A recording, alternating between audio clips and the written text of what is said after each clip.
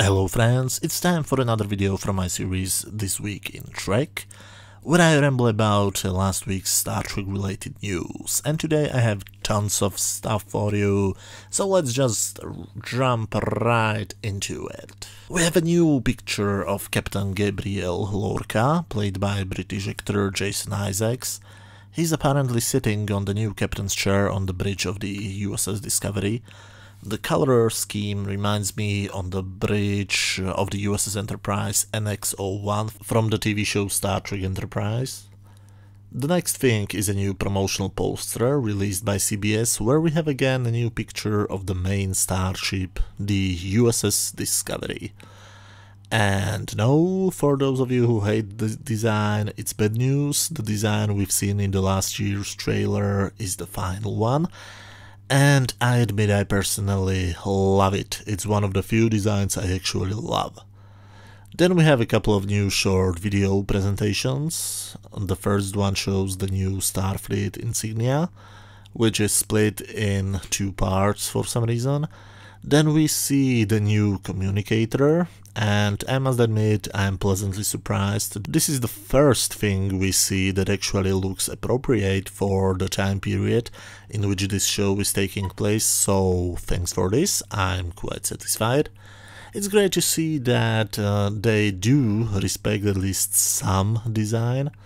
The next thing they have shown us is the new phaser, and again, I really like it. It looks like an original series phaser, just with more details.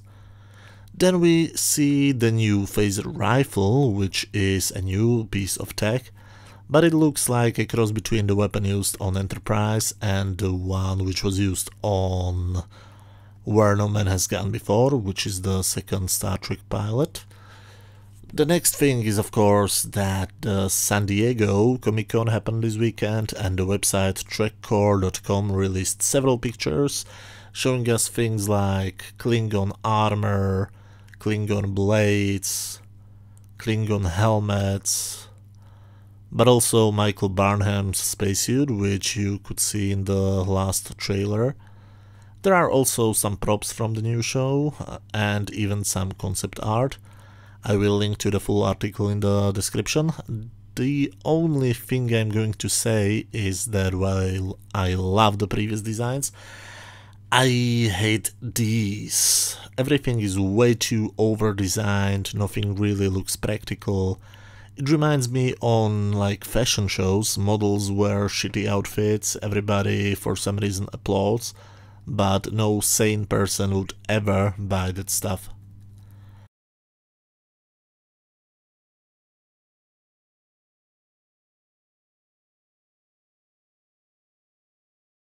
We see also a new promotional picture of Harry Mudd. I'm sorry, I still can't get over it. Why is Mudd on the show? And why does he look nothing like the original series Harry? One of the best things from the Next Generation was the fact that they were not allowed to use the original series characters, even though they later did show a few of them. So why does Discovery have to reuse a character which appeared in 2 of 79 episodes of the original series? Can't they create anything new? Because this is just some very lazy fan service. The next promotional picture is Captain Georgiou with the new phaser. It looks really nice. If I was a fan of Michelle Yeoh, this would be my new wallpaper. We then see Michael Burnham probably hiding in a corridor on a spaceship, and unfortunately also these guys. I have a huge problem to call them Klingons, sorry.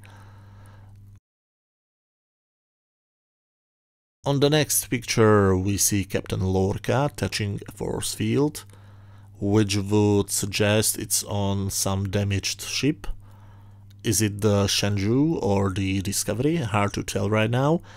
And the next thing is another poster for Star Trek Discovery, this time concentrating on the character of Michael Burnham. We were also informed about new characters. Lieutenant Paul Stamets, played by Anthony Rapp, We'll have a male love interest and later partner, Dr. Hugh Culber, played by actor Wilson Cruz. So they will be the first openly gay couple in Star Trek history. There was originally supposed to be a homosexual character in The Next Generation. David Gerrold even wrote a script called Blood and Fire, where they encountered the bloodworms, which were a metaphor for AIDS. But they have decided not to use it. Also, there was a famous episode of Star Trek Deep Space Nine where we've seen for the first time two women kissing. But this is for the first time we will get openly gay characters in Trek. And again, more news I don't like. Michael Burnham is Spock's quote-unquote sister. Her parents died in an accident and Sarek has raised her as his daughter and later introduced her to Captain Georgiou. Now, just like with including Harry Mudd, I think this is a terrible, terrible idea. Why does everything need to be now related to Spock? I mean, there is a whole new alternate universe which exists only because he traveled accidentally back in time, and now he was raised with a human sister and never mentioned her in any way during the 3 years of the original series, 2 years of the animated series, or the 6 movies. I hate it. And last but not least, some technical news. The Klingons in this show will not speak English but Klingon, which means prepare for a lot of subtitles. Now the biggest and most important thing is there is a new trailer which was shown at the SDCC. So the trailer starts with a close-up of the USS Shenzhou, and God, I love the design.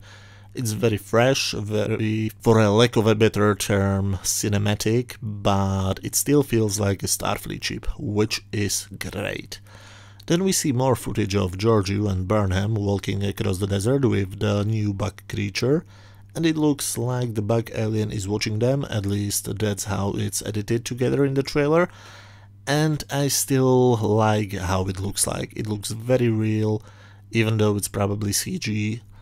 Then we see a new ship, the USS Europa, and it's getting destroyed. We see that the crew gets evacuated and a close-up of Burnham in her spacesuit. Then we see Klingons, and yes, I still hate the look of the Klingons. They really look retarded with their noses, and I hate the armor. We see Burnham in a corridor of some spaceship, maybe it's the USS Europa. The walls are replaced with force fields, and it looks gorgeous.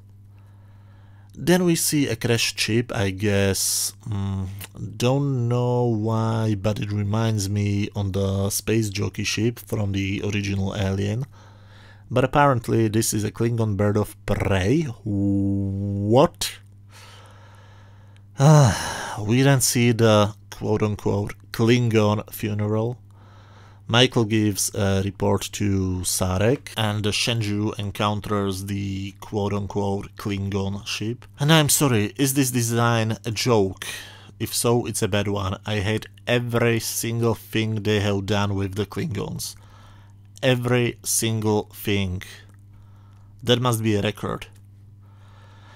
The Shenzhou gets ambushed and Burnham is somewhere surrounded by plants. So we see bits of a space battle, including a crew member being sucked out into space, which is a thing we have seen for the first time in JJ Trek 2009. More Klingons and more space battle, and it looks like the Shenzhou will be destroyed or at least heavily damaged, because we see an actual evacuation and again a desert scene. Later we see some fast-paced editing. It's really hard to tell what is going on, but everybody is running.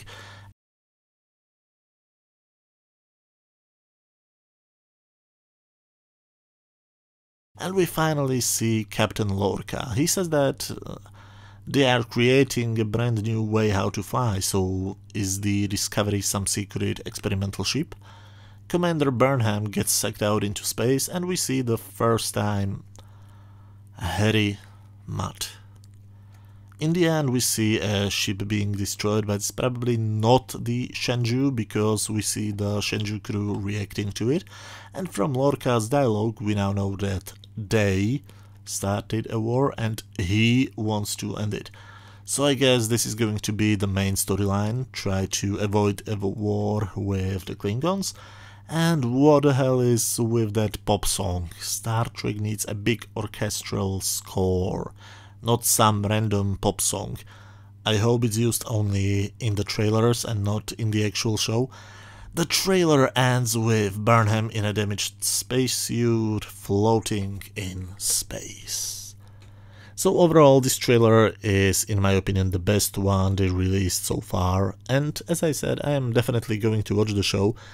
I absolutely hate the changed Klingons, but I like a lot of other things, so I still hope the show will be at least good. Anyway, that's it for today's video. Thank you very much for watching. If you like this video, hit that thumbs up button. Feel free to watch any of my other videos. You should see links to some of them on the screen right now. And I'll be back with another video immediately after CBS releases something worth reporting on. Thank you everybody, thanks for watching, and see you next time. Bye.